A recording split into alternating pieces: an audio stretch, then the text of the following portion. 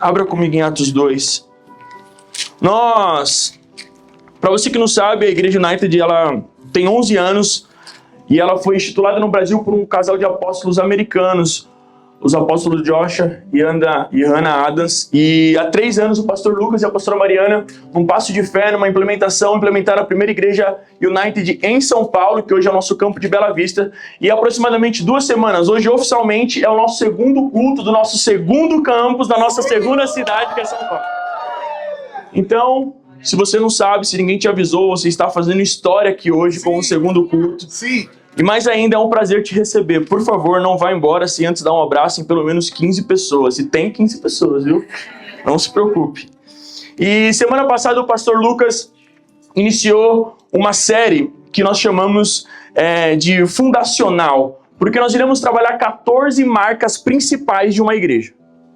Então, a primeira marca, ela está baseada na real, a série inteira, está baseada em Atos 2. Vem comigo rápido aqui, só para vocês entenderem aonde a gente quer chegar.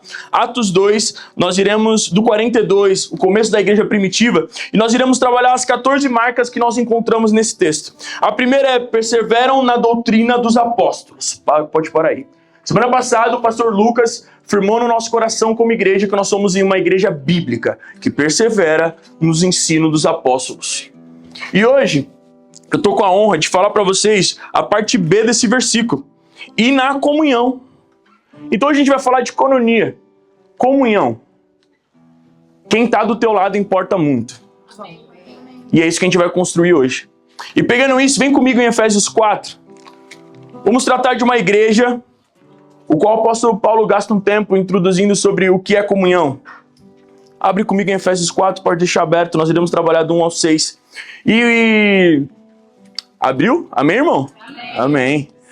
E é importante a gente pensar na nossa vida, antes de lermos esse texto, do que é relacionamento. Grandes conflitos, na real, a maioria dos nossos conflitos, a maioria das zonas de perigo na nossa vida é altamente vinculado com relacionamentos não bem resolvidos ou não bem trabalhados. Então, se a gente tem questões maternas e paternas, isso vai se agravando, até uma hora que você acende uma luz vermelha e fala, meu Deus, eu tenho um problema com paternidade. Se você vai no seu trabalho, você tem um chefe, ou você é subordinado, ou você comanda alguém, está sobre alguém, se você não sabe direcionar o seu relacionamento, você está com um alto problema de performance na sua equipe. E assim a vida vai se desdobrando. Mas quando você aceita Cristo, você tem um novo relacionamento. O relacionamento que era só horizontal, ele começa a ficar vertical. E os parâmetros mudam. Amém. As faltas que nós tínhamos nos nossos relacionamentos e a maneira de conduzir, ela é pautada não mais no meu desejo, não mais nas minhas convicções ou nas minhas individualidades. Ela é pautada em Cristo. Amém. E a gente acessa um novo nível como igreja, como indivíduo, como cristão. E é isso que o apóstolo está construindo aqui. Vem aqui comigo, Efésios 4, amém? Vamos do 1 ao 6. Eu estou na NAA, então se tiver alguma coisa diferente, não se importe. Vou no 1. Por isso eu, o prisioneiro no Senhor, peço que vocês vivam de maneira digna a vocação a que foram chamados, com toda a humildade e mansidão, com longanimidade, suportando uns aos outros em amor. 3. Fazendo tudo para preservar a unidade do Espírito no vínculo da paz. Olha como ele constrói o 4 e o 5. Há somente um corpo, um só Espírito, como também é uma só esperança para a qual vocês foram chamados. 5. Há um só Senhor, uma só fé, um só batismo, um só Deus e Pai de todos, o qual é sobre todos e age por meio de todos e está em todos.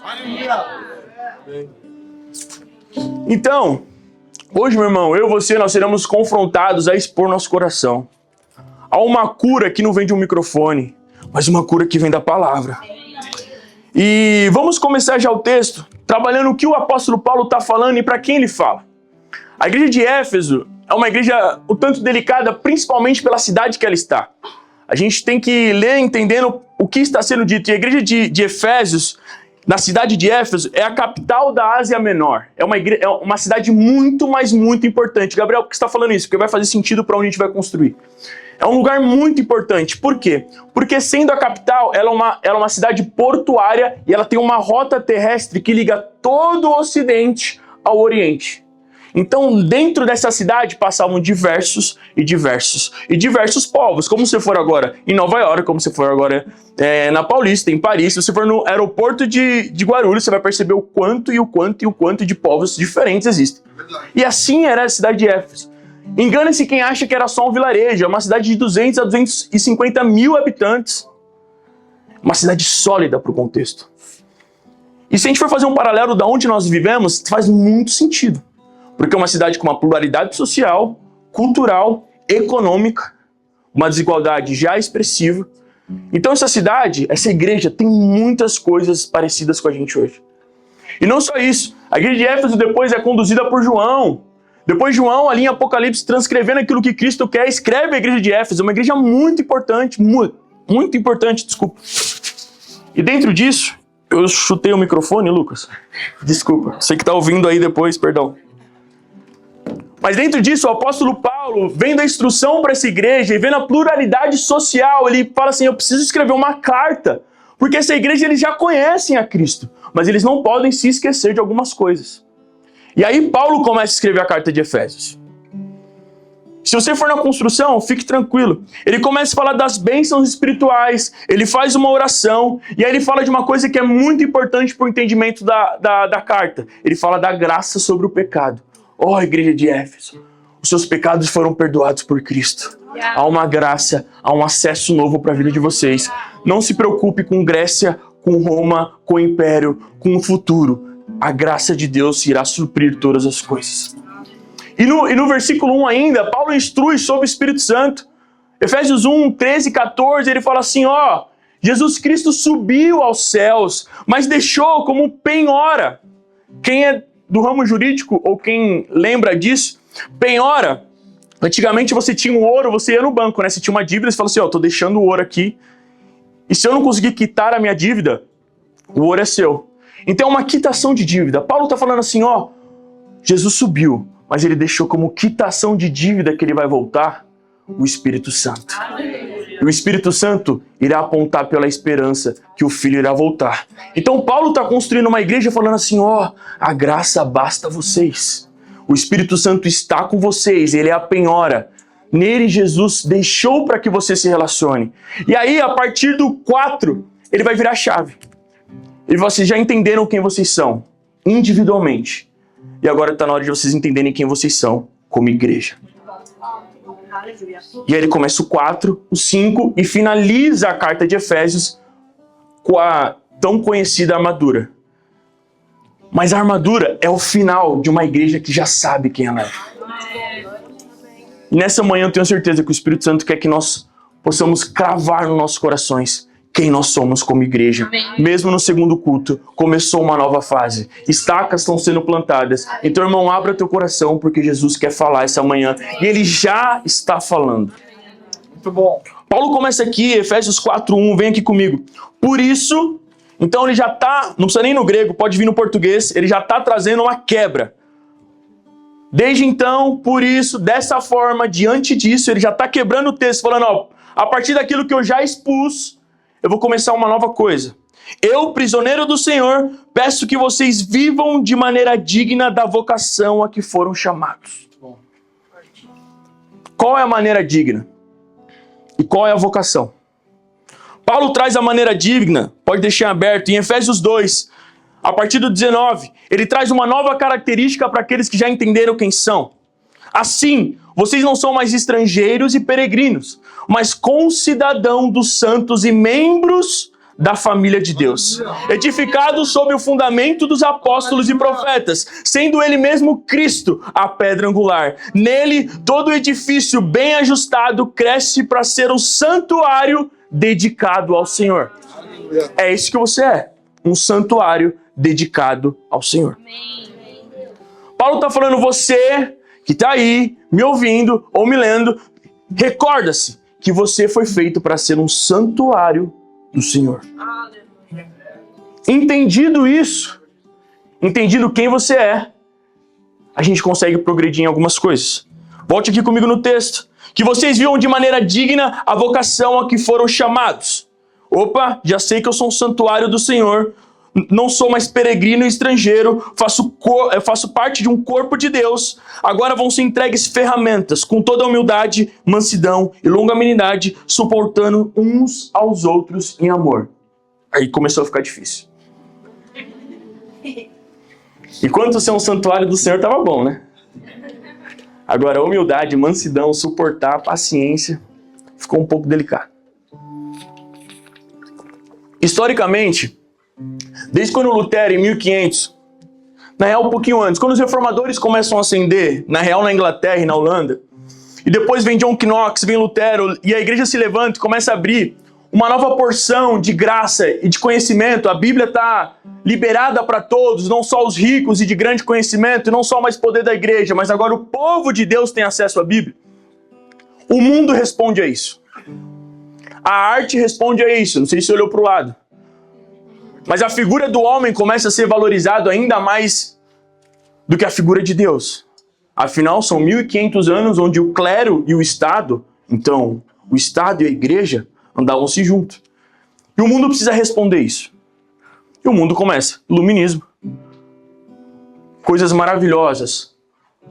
Homens e mulheres suntuosos. E ele está virando para o mundo todo falando assim, pare de olhar para Deus. E comece a olhar para você. E lá se vão mais 500, 600 anos. E isso vem piorando, piorando, piorando, piorando. Ao ponto de hoje, uma tela determina quem eu sou mais do que Deus determina quem eu sou. Isso não é simples. Isso é pensado. Satanás quer que nós olhemos para nós. Ele quer que eu e você, nas nossas individualidades, encontramos mais valor do que a dor do próximo.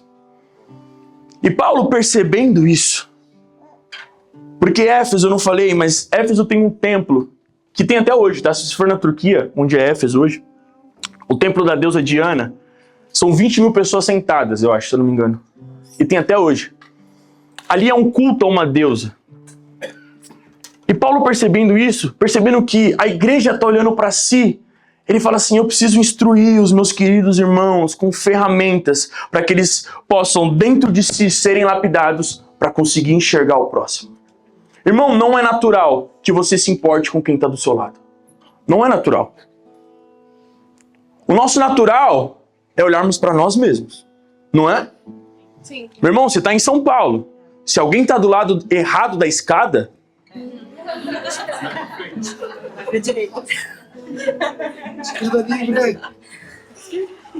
Se você levar uma fechada no trânsito, se você vai no fast food e demora, você fala assim, fecha a casa. Se é fast food e tá demorando...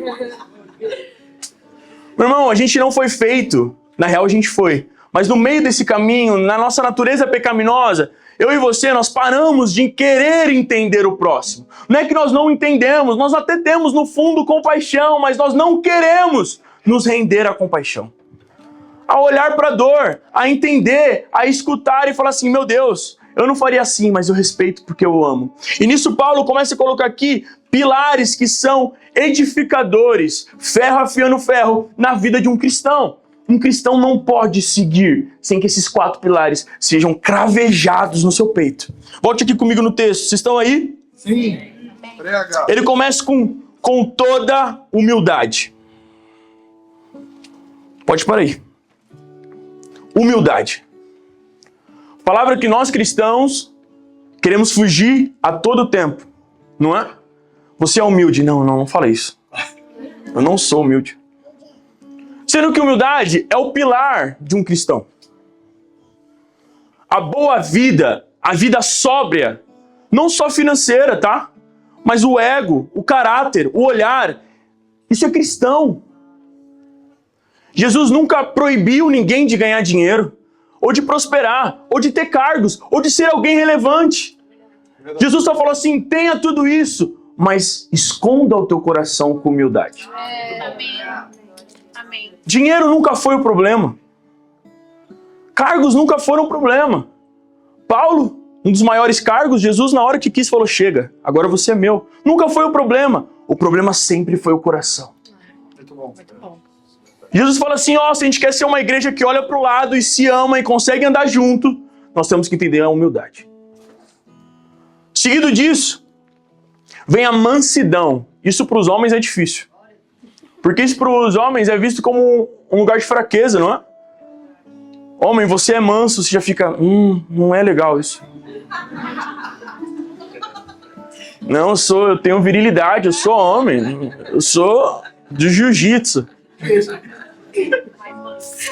Mas a realidade é que Cristo foi manso e humilde de coração. E a mansidão não é um lugar de eu não falo o que eu tenho que falar, mas é um lugar de eu controlo o que eu tenho que falar. É um lugar onde a minha mente, a minha fala, o meu pensamento e o meu coração são tão ligados com o céu que eu escolho o silêncio para não te ferir. Muito bom.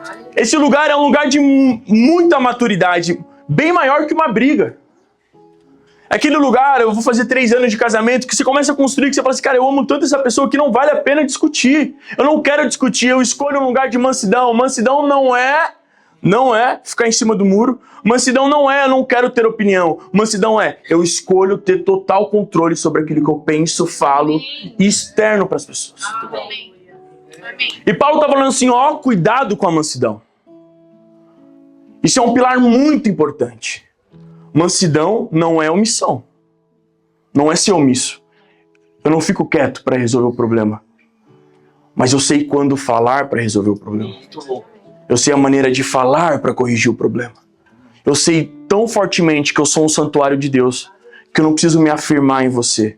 Em mansidão, eu escuto e digo na hora certa o que eu preciso dizer. Construindo esse lugar, o terceiro pilar, e já caminhando para o quarto, longanimidade, a famosa paciência, talvez o mais difícil dos 3. Eu e você, cada vez mais, estamos sendo conectados a um mundo sem paciência, amém?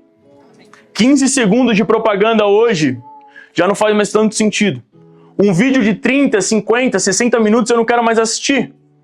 Eu não tenho paciência. Eu cheguei aqui na United e a cadeira é pequena. Eu queria mais espaço, eu queria um som melhor. Nós não temos paciência, nós não deixamos o tempo ditar as coisas. Nós temos um tempo próprio.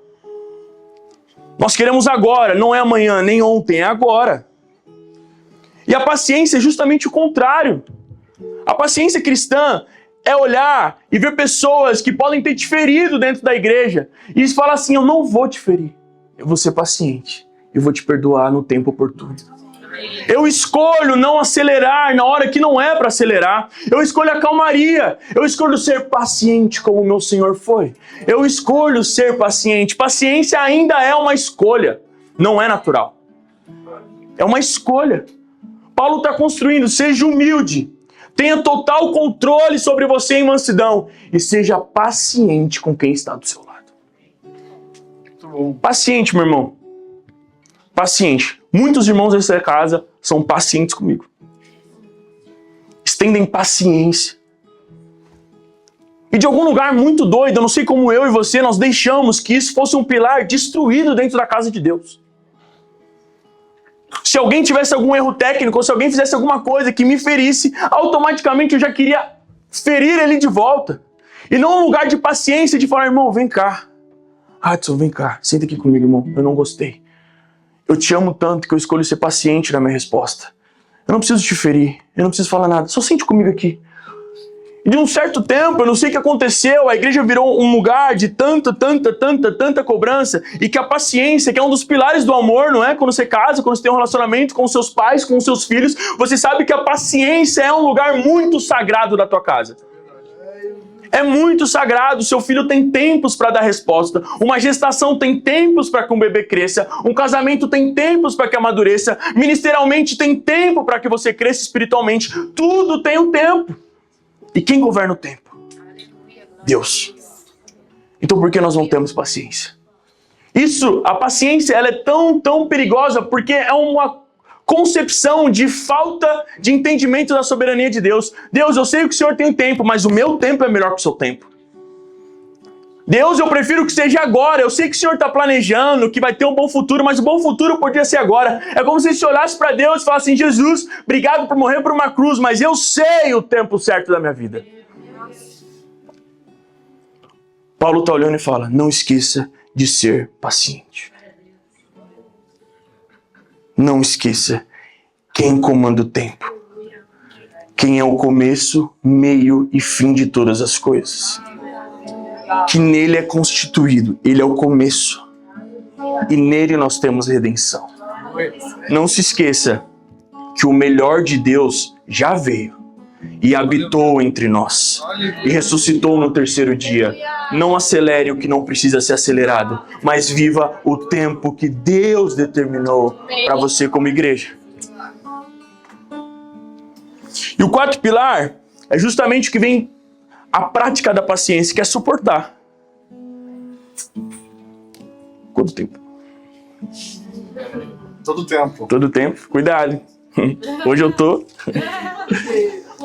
Mas suportar é algo complicado na vida de um cristão também, porque em 1 João 3, quando João aqui, já perto do exílio, bem mais velho, bem mais sábio, não mais aquele João que correu para chegar antes e ver o túmulo vazio, mas um João muito mais experiente, que já construiu igrejas, que já cuidou de igrejas, escreve que aquele que fere o irmão e não o suporta é como um assassino dentro da igreja do Senhor. Olha como João fala, você que não suporta o irmão, você é como um assassino no meio da casa de Deus. E desses, meu irmão, a gente sabe como fingir suportar o próximo. Não sabe? Meu irmão, a gente sabe. A gente sabe vir aqui e falar bom dia, tudo bem? E depois sair e falar assim, cara, eu não gosto dessa pessoa. A gente sabe aqui, sei lá, Jeff, você vai ser um exemplo, tá? A Jé chegar e falar assim, Gabriel, eu não gostei de alguma coisa que você fez. E eu virar e falar assim, Jé, tá tudo bem. E depois eu sair, entrar no carro com a minha esposa e falar assim, nossa, cara, Jé. Oh, não fui eu. A gente sabe fingir suportar e armar as pessoas. E sobre fingimento, o apóstolo Pedro é muito claro. Quando a igreja primitiva onde Pedro cuidava, provavelmente a de Jerusalém, alguns começam a sair da igreja. E Pedro fala uma das frases mais fortes das suas cartas, que é, eles pareciam, mas não eram dos nossos. Verdade. Ele corrige o coração da igreja falando assim, não adianta ser externo se o coração não suporta. Se isso não está afincado, por favor, não finja. Não finja. Por quê? Porque a noiva do Senhor é um lugar falho, meu irmão. Vamos pensar junto comigo. Além da misericórdia de um Deus que era perfeito se materializar na criação, isso é uma misericórdia gigantesca. O Criador vira criatura. O Verbo se fez carne. Não só isso. Açoitado, xingado, todas as coisas horrendas que o Senhor passou, crucificado numa cruz, o povo escolhe Barrabás. Tá bom. Ele ressuscita no terceiro dia. Glória a Deus. Mas um ato lindo de misericórdia que passa batido na cabeça do cristão é pensar que a noiva dele, que é perfeita, ele escolheu deixar a mão de pessoas imperfeitas. Olha a misericórdia do Pai. Ele fala assim, a minha noiva, que é linda e que não tem manchas, eu escolho deixar com vocês que são imperfeitos. Então, meu irmão, em Cristo você não vai encontrar imperfeições. E por muito tempo a gente pregou isso, né? Não olhe para a igreja, olhe para Cristo. Não, olhe para a igreja. Aqui o texto base, Atos 2, se você quiser voltar ali comigo. Tem uma coisa que é muito interessante nesse texto. Vocês estão aí, amém? Amém. A gente está construindo esse lugar de maturidade. E olha como o apóstolo, a descrição, desculpa, é muito simples. Ela traz um verbo muito importante. Atos 2:42. E perseveraram na doutrina dos apóstolos e na comunhão. Eles perseveraram. Jesus é perfeito, você sabe, mas nós, humanos, imperfeitos, há de existir a necessidade de perseverar na comunhão. Eu preciso olhar e falar assim, Gabriel, a igreja já me feriu, também já me feriu. Gabriel, já falaram coisas que eu não queria ouvir, eu também já ouvi. Coisas que eu não queria ouvir, mas todos os dias eu entro e falo assim, eu persevero em amor, em suportar o meu irmão, porque eu posso ter ferido alguém também um dia.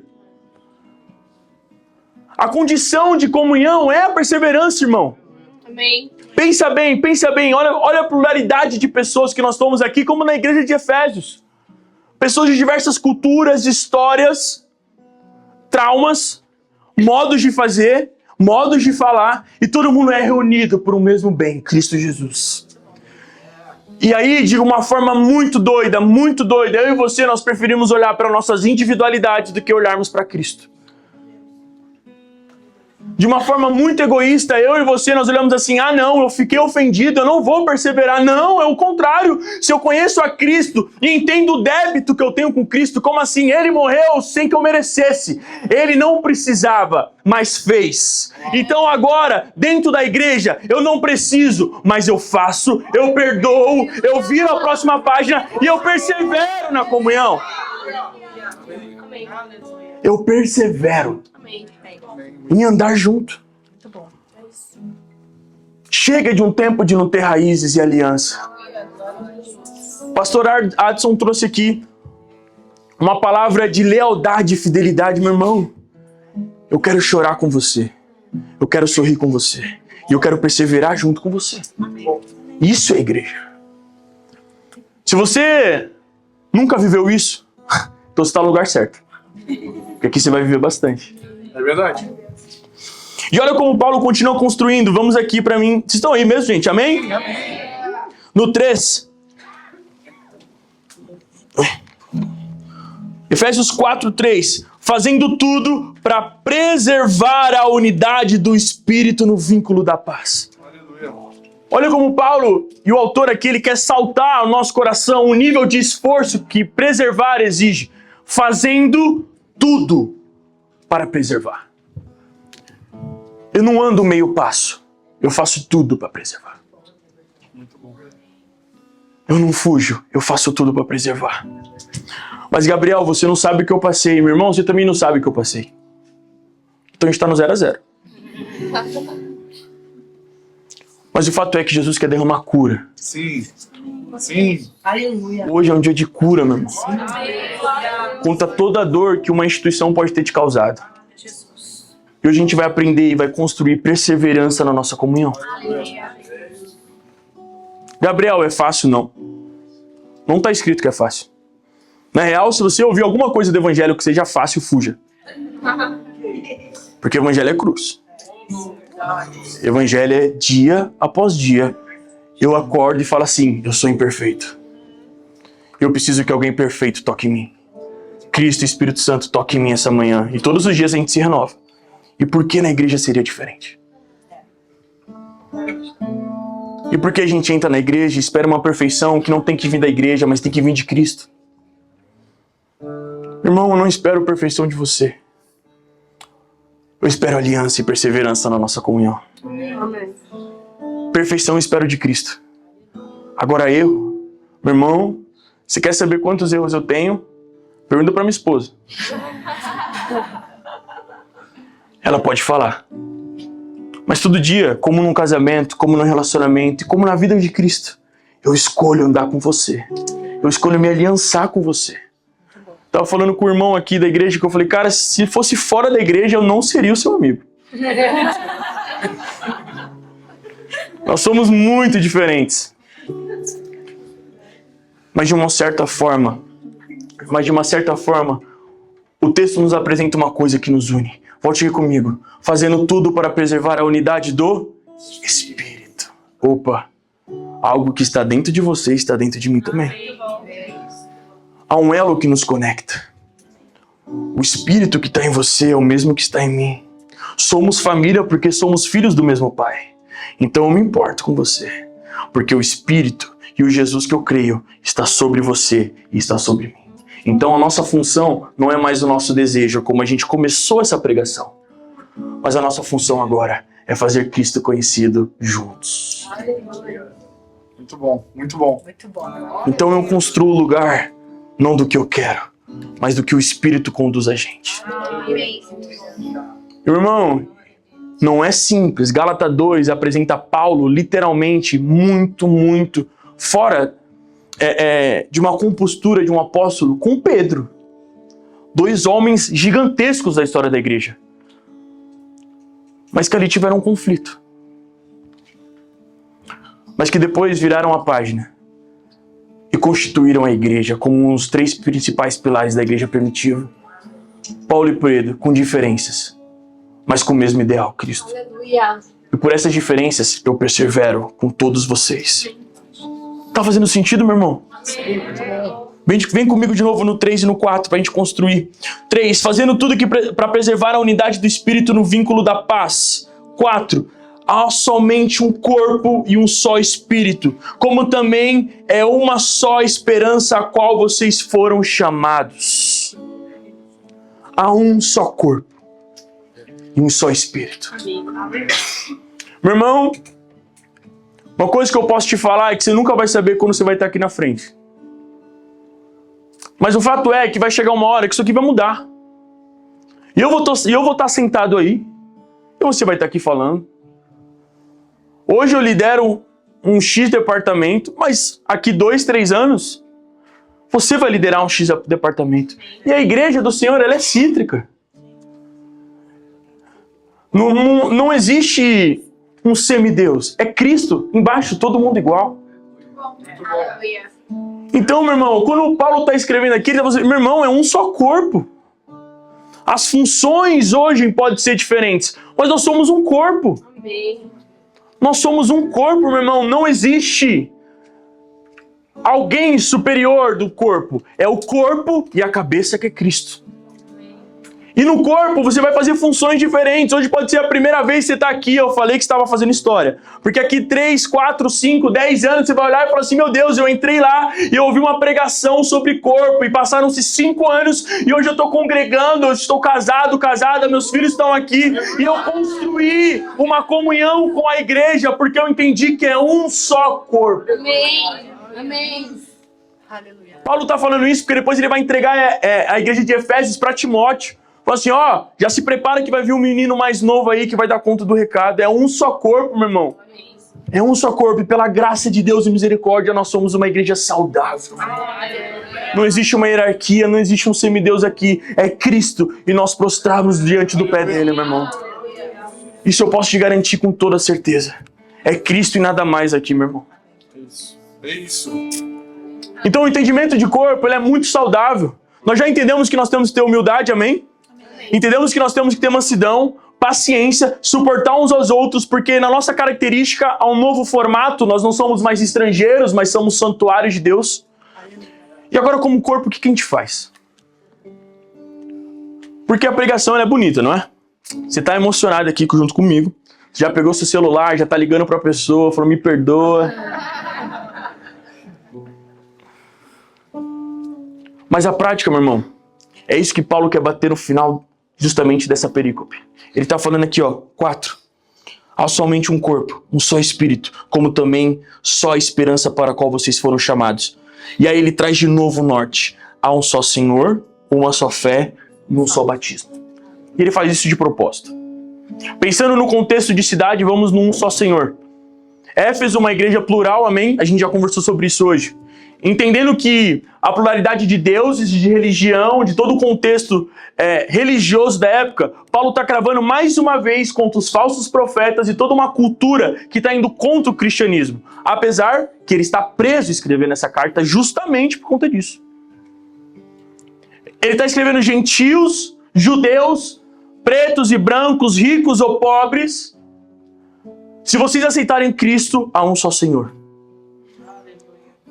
E sabe por que ele é Senhor de todos? Ele fala, porque temos uma só fé, que ele é o Cristo. O critério de entender que há um só Senhor é entender Cristo, quem ele é. Meu irmão, como eu adoro, eu entendo soberania se eu não creio. Não existe, Paulo está falando assim, ó, não importa que você olhe para o lado na rua, há um só Senhor Cristo. E o que une vocês é a fé nesse Cristo. O culto, meu irmão, não é, desculpa por falar isso, para você. O culto é para Deus. É para Jesus. O culto é a comunhão dos santos. A gente veio aqui cantar, Cristo vive, Cristo é santo, Ele é. É isso que nós fazemos aqui. Cristo. E Paulo está falando assim, para vocês conseguirem se reunir e andarem juntos, vocês têm que entender quem é Cristo. É isso. Muito bom. Porque senão o que nós estamos reunindo aqui, isso aqui não é um clube. É isso. Meu irmão, a nossa obrigação como igreja, desculpa te falar isso, não é dar apenas uma cadeira confortável, um ar-condicionado. A gente dá isso porque Cristo é misericordioso. Porque nesse exato momento tem gente que não tem igreja e está fazendo culto. Não tem teto, não tem luz bonitinha, não tem TV e está fluindo no Espírito Santo, às vezes até mais que a gente. Paulo está falando assim, gente, é um só Senhor e o que une vocês é a fé. Não, cara, eu tenho certeza que você já pensou isso, eu já pensei muito isso quanto ao United. Meu irmão, nós não usamos uma roupa para você se identificar apenas. Isso não nos caracteriza. Sabe o que caracteriza os pastores dessa casa? Homens e mulheres de Deus. Essas são as principais características dos pastores dessa casa e dos líderes. Nós somos uma casa séria, meu irmão. Nós não estamos aqui brincando de fazer igreja ou colocando roupa estilosa. Nós estamos pregando Cristo. E se você quiser reunir com a gente, o motivo for Cristo, você é muito bem-vindo. É por isso que existem todos esses pilares. Porque mansidão, humildade, paciência e suportar sem Cristo não rola, meu irmão. Não rola. Às vezes você pode ter entrado aqui porque você achou o Instagram bonito e glória a Deus, nós somos um time muito capacitado e vamos continuar fazendo isso. Mas a partir do momento que você sentou aqui, as coisas carnais, os olhos se fecham. E a gente começa a olhar para Cristo. É isso que nos faz unidos como igreja. Porque quando a gente entra aqui, a gente não quer um clube. A gente não quer uma cadeira boa. A gente não quer uma galera estilosinha que fala bonito. Nós queremos Cristo. E Ele é o cabeça dessa igreja. Nós iremos para um curso de membresia. Uma sala-aula, classe. Nem sala, nem aula. Classe. Classe de membresia aqui uma semana. Se você se inscreveu, venha com esse coração. Muito bom. O nosso coração é Cristo. E se alguma coisa desse lugar ou em nós não transparece Cristo, a gente não tem problema nenhum em tirar. É verdade.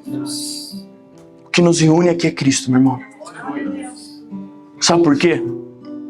Porque vai chegar um dia que eu vou estar destruído, que eu vou estar cansado, que eu vou estar mal. Eu vou precisar de você bem. Levanta aí, Ati. Levanta aí. E no dia que eu estiver mal, e o Adson olhar para Cristo, ele pode até não conseguir me suportar naturalmente, mas quando ele olha para Cristo, eu consigo apoiar nele. E ele fala assim, irmão, eu tô com você. Aleluia! Eu tô com você. Por isso que os olhos não é um clube. O Adson não me segura porque ele é meu amigo, apesar que ele é meu amigo. Mas ele não segura porque ele é meu amigo. Ele segura porque ele olha para Cristo. Ele segura que toda vez, pode tentar, toda vez que ele olhar para mim, ele pode ver o Gabriel, que é respondão, e que diversas outras coisas e defeitos que eu possa ter. Mas quando ele olha para mim, um olhar de misericórdia, mansidão, paciência, ele olha Cristo. E aí ele consegue suportar tudo e todos e perseverar na comunhão. Então nós só conseguimos fazer tudo isso por conta de Cristo, não há mérito em nós. Nós não conseguimos sozinho. Por isso que pessoas entram e saem da igreja. Porque quando percebe que precisa de Cristo, não aguenta. Meu irmão, nós não andamos, falamos ou nos comunicamos se não for através de Cristo. Nós precisamos de Cristo em tudo. Tudo. Eu te amo porque primeiro eu amo Cristo. E Cristo me permite amar você. Aleluia. Muito bom. Meu irmão, o ambiente é de cura, velho. Tô muito incomodado com o Espírito Santo. O Espírito Santo tá me falando coisas sobre pessoas sendo curadas, sobre marcos na instituição, meu irmão. Nós temos que quebrar isso hoje, nós vamos. Em nome de Jesus, meu irmão. Em nome de Jesus, meu irmão, nós vamos olhar para Cristo. E Cristo vai dar um renovo sobre a sua igreja. Cristo vai dar um novo mandamento sobre a sua igreja. Cristo vai olhar e vai fazer que nós esquecemos de palavras que nos machucaram dentro da igreja. E Cristo vai permitir que nós, United de Pinheiros, sejamos uma igreja saudável em comunhão, que persevera na comunhão, que olha para o lado, chora, que se alegra, comemora com o seu irmão. Essa vai ser a nossa característica em Pinheiros. Uma igreja que tem a comunhão e a família cravada no seu peito. Meu irmão, a sua dor tem que ser a minha dor. E a sua felicidade tem que ser a minha felicidade. Eu quero viver isso com você. Mas a gente precisa ser curado para viver isso.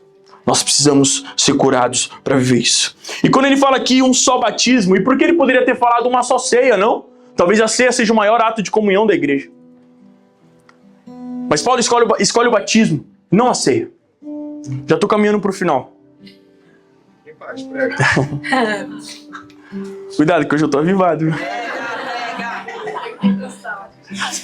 Paulo podia ter escolhido falar de ceia.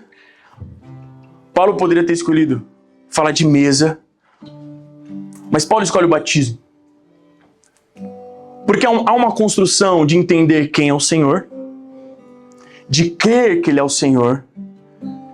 E o batismo nada mais é do que confessar para todos que Ele é o Senhor. Então Paulo não escolhe a ceia. Ele escolhe o ato inicial público de todo cristão, que é, diante dos homens, eu vou descer nas águas e confessar que Cristo é meu Salvador. E por que ele escolhe isso, meu irmão? Porque é nesse lugar que eu e você nos tornamos família. É quando nós olhamos juntos para o Senhor. Quando eu e você nós temos a mesma fé. E principalmente quando eu e você descemos nas águas. Eu viro para você com o maior sorriso do mundo e falo, bem-vindo, meu irmão. Eu sou família com você até que Cristo venha. Eu quero viver com você até que Cristo venha. E não só isso, meu irmão, agora nós estamos juntos na mesma missão. Saquear o inferno até que Cristo venha. E eu tô junto com você nessa. Então, meu irmão, se você veio aqui hoje procurando uma igreja, eu acho que Jesus já deve ter falado alguma coisa no seu coração. Eu não tô falando que é aqui, nem lá, mas ele com certeza trabalhou algo no seu coração. Se você veio com pendências ou para o lugar de reclamar da sua antiga igreja, você também não vai encontrar um lugar aqui não. Mas se você veio com o intuito de se aproximar de Cristo, você chegou no lugar certo. Amém. E a gente vai construir isso juntos, como família. Sim. Aqui na nossa igreja nós temos caminhos para isso. Além de um time de liderança e de pastores maravilhosos, disponíveis e principalmente tangíveis. São pastores reais, que você pode tomar um café com ele, você pode rir com eles, você pode fazer diversas coisas aqui. Vamos iniciar logo menos o nosso group, que é o momento nas casas, onde nós temos ainda mais conexão com os outros. E o nosso domingo não vai ser mais o ponto inicial, mas ele vai ser uma consequência de uma igreja que já tem comunhão durante a semana. Então você vai ter comunhão com seus irmãos, com seus pastores, com seus líderes, com aquela galera que você gosta. Depois você vai ter o grupo para conectar mais como igreja, como casa do Senhor. E aqui juntos nós estaremos prontos para, de maneira vertical, adorar o Senhor. Sim. Aleluia. Essa é a Igreja United de Pinheiros. Fique em pé no seu lugar, meu irmão.